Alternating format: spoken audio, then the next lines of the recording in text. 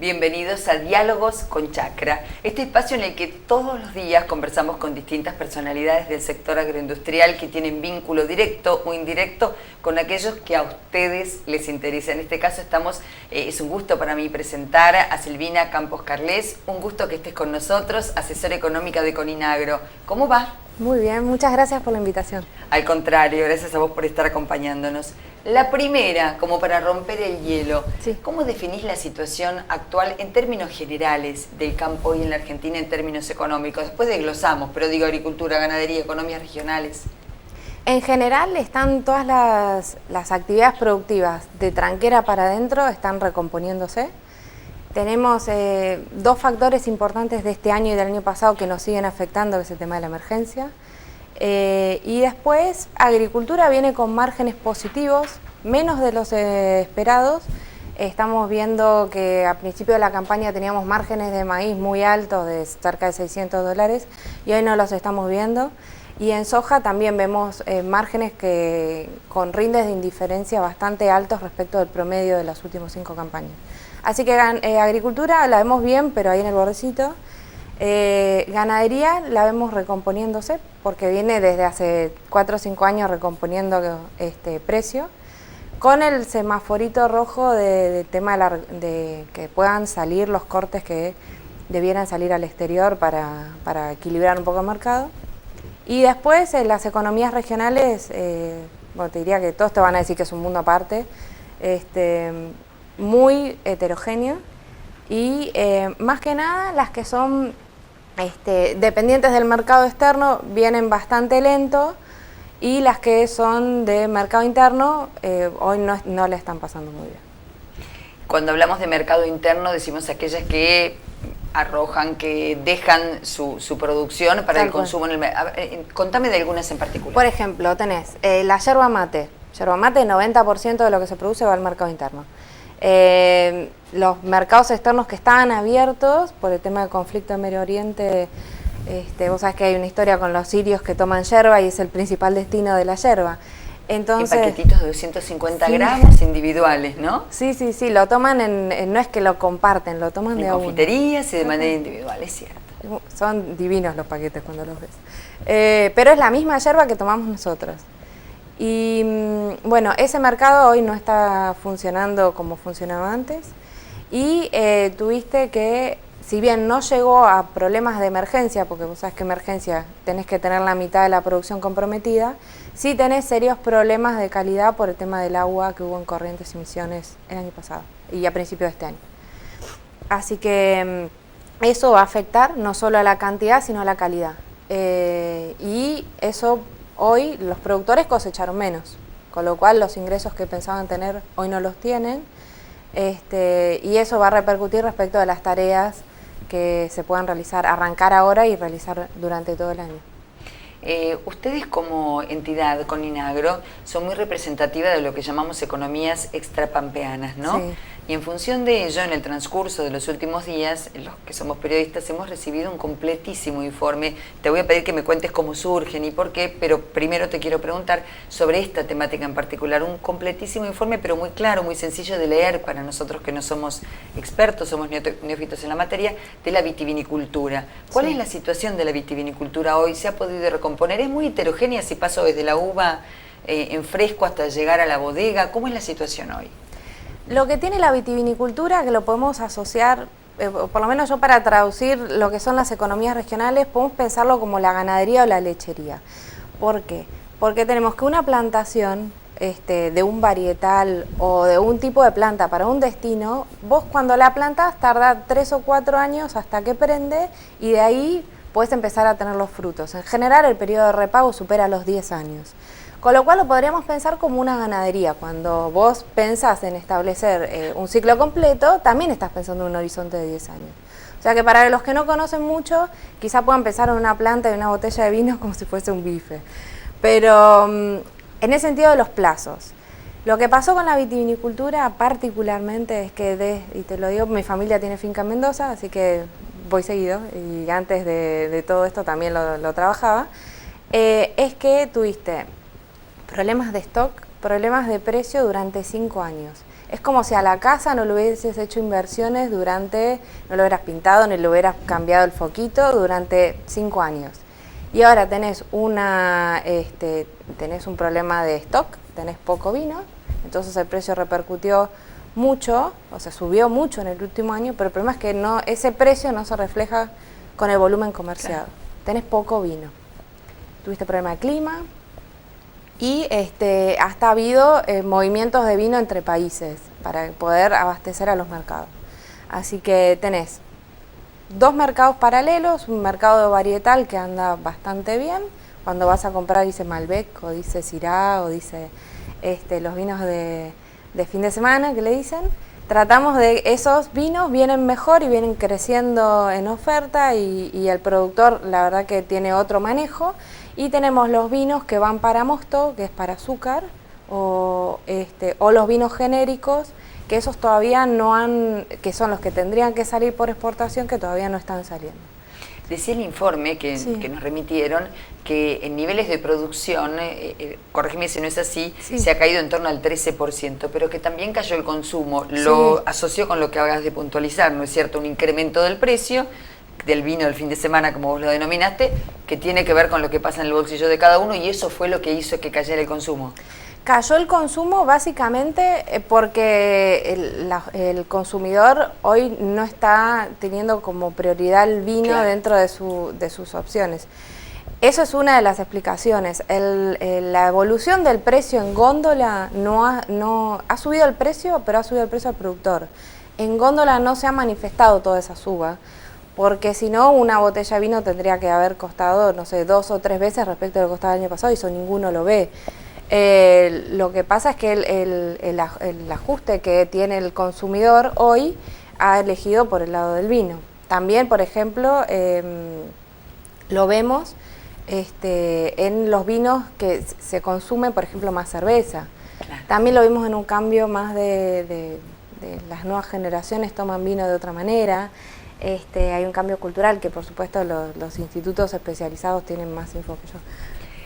Vos hablaste sobre, cuando comenzamos en esta charla, sobre la cuestión de la emergencia agropecuaria, y te pregunto, desde el punto de vista económico, hoy, ¿sirve, entre comillas, en la coyuntura, tal como está planteada la emergencia? Siempre digo, sacando la cuestión política, desde el punto de vista económico, ¿es necesaria una reformulación de ese tema? ¿Es necesario que prospere algún proyecto, que de hecho hay por lo menos 3 en el Congreso en condiciones de ser abordados? Personalmente entiendo que la ley de emergencia es una herramienta que hoy está. Es chica, le falta agilidad en algunas provincias, pero el mecanismo que funciona de abajo hacia arriba, el productor se acerca al municipio, el municipio presenta a la provincia valida a nivel nacional y se cubren todos los niveles impositivos del productor. No abarca todo lo que lo puede solucionar. No sería una buena estrategia sacar la ley de lo que está, para mi entender. Sí hay que sumarle cosas. Y quizás sumarle cosas que quizás no son tan necesarias un proyecto de ley. Yo sé que un proyecto de ley, porque vengo siguiendo varios, arrancan y uno nunca sabe cuándo van a salir. Yo creo que hay otras herramientas que quizá tienen más consenso y podrían funcionar de una manera más ágil. Por ejemplo, sé que hay un montón de iniciativas con respecto a temas seguros. Nosotros estamos tratando de encontrar una herramienta a través del mercado de seguros que solucione complementariamente a la ley de emergencias. Emergencia es solo impuestos, eso lo tenemos claro, y eso no le cambia la aguja al productor, o no le cambia la decisión de seguir produciendo. Lo que nosotros queremos es que un productor que está en emergencia, que tiene agua, que cuando le baje el agua pueda arrancar rápido. Y para eso necesita plata. Una manera de lo que estamos pensando era, empezar a diseñar coberturas del formato que sea. No le quiero decir ni multirriesgo ni paramétrico porque sé que genera rispideces. Así que buscamos una herramienta que le cubra los ingresos suficientes o los fondos suficientes para que pueda arrancar la campaña siguiente. En una producción sustentable, no es que pueda plantar o hacer algo o sea, que no incentive el monocultivo, que sí incentive la fertilización, que pueda hacer las aplicaciones, que pueda sacar las plagas, que pueda fumigar contra los hongos, porque sabemos que es un tema después del agua, y que lo mismo, la misma herramienta te sirva para sequía, para agua, para granizo, y que al margen de lo que te suceda vos puedas seguir trabajando. Por estos días hay una palabra que se escucha con mucha fuerza o una expresión que es reforma impositiva. Sí. El propio titular de la cartera de finanzas hizo eco de ello y adelantó, en 2018, a fin de este año, estaremos enviando al Congreso de la Nación un proyecto integral, se sumó este término integral de reforma impositiva. Sí. Vos desde tu experiencia, ¿crees que es necesario, como algunos dicen, una reforma integral que pase por el Congreso o ir comenzando con reformas por actividad más prontamente? Te diré que si agarras un economista teórico te va a decir que necesitas una reforma integral.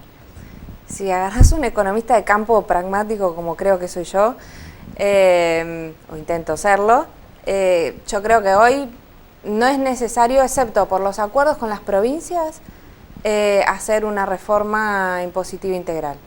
Quizás sí, por el peso de la decisión, con el tema de ingresos brutos o el tema de tasas municipales, que sé que hay un montón de casos en que se convierten en impuestos a la renta municipales y que no debieran serlos, creo que sí sería necesario un paso por el Congreso. El resto de los temas me parece que tranquilamente pueden ir, no sé si trabajándose por actividad, pero sí trabajándose en otro ámbito, que sea más ágil que el Congreso. En ese sentido, aunque el Congreso tenga mayorías de cualquier partido, yo sé que las provincias van a defender su principal ingreso, que es ingresos brutos, que se entiende, pero que es limitante en muchas de las actividades. Coninagro es muy heterogénea desde el punto de vista que nuclea a empresas que no son pymes, que son grandes, y por otro lado a MIPYMES, muy pequeños productores, y de economías que van desde la algodonera hasta la lanar en la Patagonia. ¿Se conocen entre sí esas realidades en el seno de Coninagro? ¿Económicamente se evalúan de manera conjunta? ¿Cómo trabajan eso? Es un lindo desafío que encaramos desde el año pasado.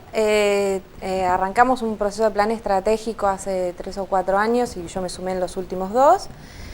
Y básicamente estamos trabajando el tema de la comunicación, no solo hacia afuera, que es súper importante, sino también que todos los dirigentes de Coninagro puedan llevar las realidades de las distintas actividades.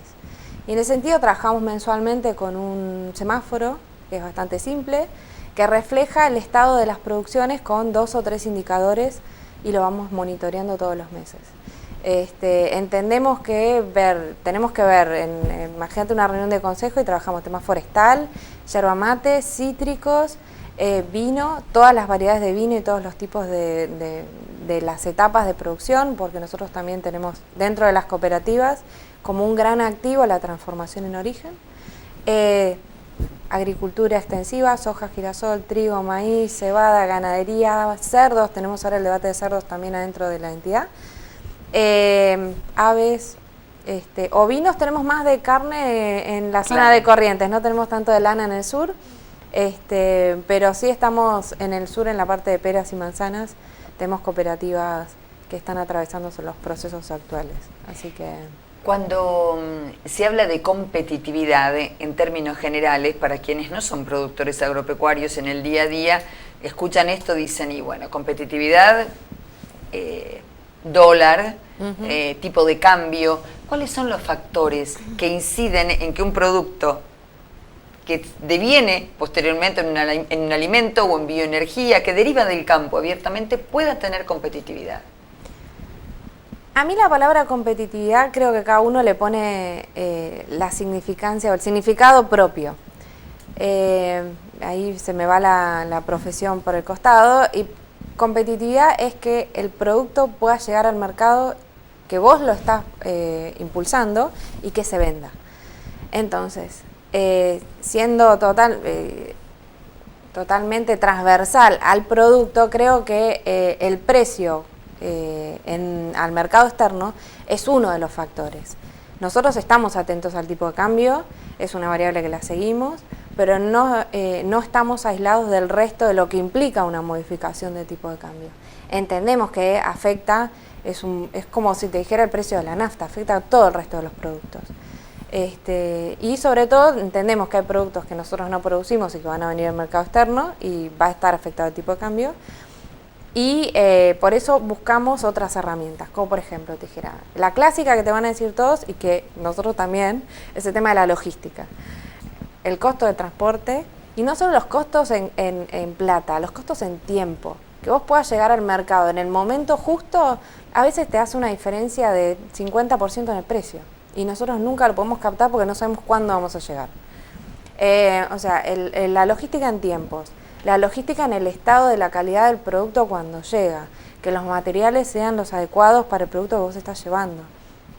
Tener disponibilidad de esos materiales. Hay veces que tenemos poca oferta de esos embalajes o productos que te piden, y no nos vayamos al tema de certificaciones, que es otro tema, pero el producto que llegue en buen estado. Encontré un estudio, por ejemplo, que el tema de frutas y verduras, en Argentina el 40% llega machucado, o llega con problemas de frío, o llega con problemas de que en el transporte se quedó más tiempo esperando, o tuvo sol, o en el manipuleo se movió, y eso es un tema que tranquilamente podemos trabajar y no es necesario modificar el tipo de cambio.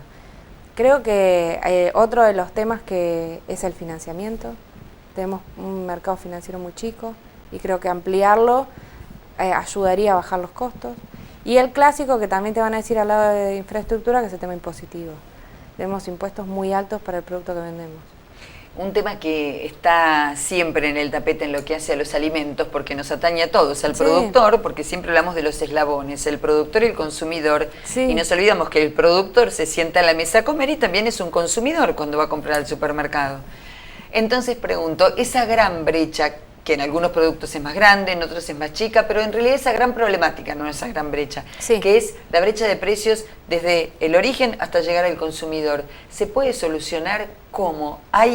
¿Se encamina hacia eso? ¿Tiene que ser diferenciada por producto? ¿Se puede hacer de manera general? Mira, hay dos intereses fundamentales para que esto arranque a funcionar bien, que es que el productor sepa que cuando vende el producto, por lo que lo vende le alcanza para seguir produciendo e invirtiendo, y que el consumidor esté satisfecho con el producto que le llega y al precio que está dispuesto a pagarlo. Creo que hoy tenemos una brecha en las dos puntas, con lo cual nos genera más ruido en el medio. El productor no está seguro de que el precio que tiene le alcanza para seguir, y eso pasa, por ejemplo, lo vemos en peras y manzanas, lo hemos visto en yerba, lo vemos en los cítricos. Cuando lo lleva al mercado y le llega el precio de vuelta, porque se subasta y le llega el precio de vuelta, descontado los servicios, no le alcanza. Y el consumidor, cuando ve el producto, dice: es muy caro y yo no lo quiero comprar por ese precio, o compra menos. Entonces, creo que en algún punto es necesario que haya aún más conexión entre las puntas. Eso yo sé que eso es una utopía, pero no creo que bajándole el martillo a uno o bajándole el martillo a otro vas a solucionar el problema. Tampoco creo que el consumidor tiene que estar más informado respecto de lo que está comprando para saber si es caro o barato, y el productor tiene que empezar a involucrarse un poquito más por fuera de su tranquera y producir lo que el consumidor quiere en el momento justo. Mientras nosotros estamos conversando, en pantalla aparece una placa que indica que serás, una de las disertantes en Jonagro, que es la Jornada Nacional del Agro, que se va a desarrollar el martes 29 en la Bolsa de Cereales de Buenos Aires. Y allí indica la temática que recién me la esbozaste, me dijiste así como el título, y quisiera pedirte que me desarrolles 2 líneas acerca de cuál es tu visión respecto al tema, porque la convocatoria en esta segunda edición de Jonagro tiene que ver con, me paro del lado del productor y pregunto, en esta oportunidad nos quitaron el pie encima, como se suele decir habitualmente, en esta gestión de gobierno hemos producido más en los últimos años, ahora bien, tenemos todos estos problemas y convocamos a todos estos especialistas para que nos ayuden. ¿Cuál es tu planteo? Les agradezco un montón la convocatoria a Jonagro. En esta oportunidad la idea es brindar herramientas, dar a conocer las herramientas que hoy tiene el productor para financiarse por fuera del banco. Nosotros desde las cooperativas nos preocupa un montón el financiamiento porque la salud financiera de la cooperativa es la salud financiera del productor y de todos los que trabajan con eso. Entonces, empezar a brindar, si tenemos que generar un desafío o cambiar con el desafío de la sustentabilidad y producir con más tecnología, con insumos en el momento adecuado, con nuevas variedades o con nuevos modelos organizacionales, la verdad es cómo nos vamos a financiar y qué herramientas podemos repensar como sector por fuera del banco. Escucho, sí. Así que estamos pensando, bueno, las nuevas herramientas en canjes, los beneficios de cobertura de precios y combinarlo con seguros para poder acceder a financiamiento más barato. Esas serían algunas de las cosas que esperamos poder brindar. Es una charla muy cortita, pero esperemos que sea disparador de pensar el financiamiento por fuera del proyecto de inversión. Silvina Campos Carles, pasó rapidísimo, hubiéramos seguido hablando un rato largo más. Ha sido un verdadero gusto contar con vos, tu tío sos muy joven en los estudios de Chacra Televisión. Fuiste muy amable y muy clara en tu exposición, te agradezco mucho. Muchas gracias. Nosotros seguimos como todos los días acompañándolos en este espacio que es Diálogos con Chacra, donde convocamos a los especialistas, a los expertos, a los que nos explican y nos cuentan sencillo lo que sabemos que a ustedes les interesa. Hasta luego.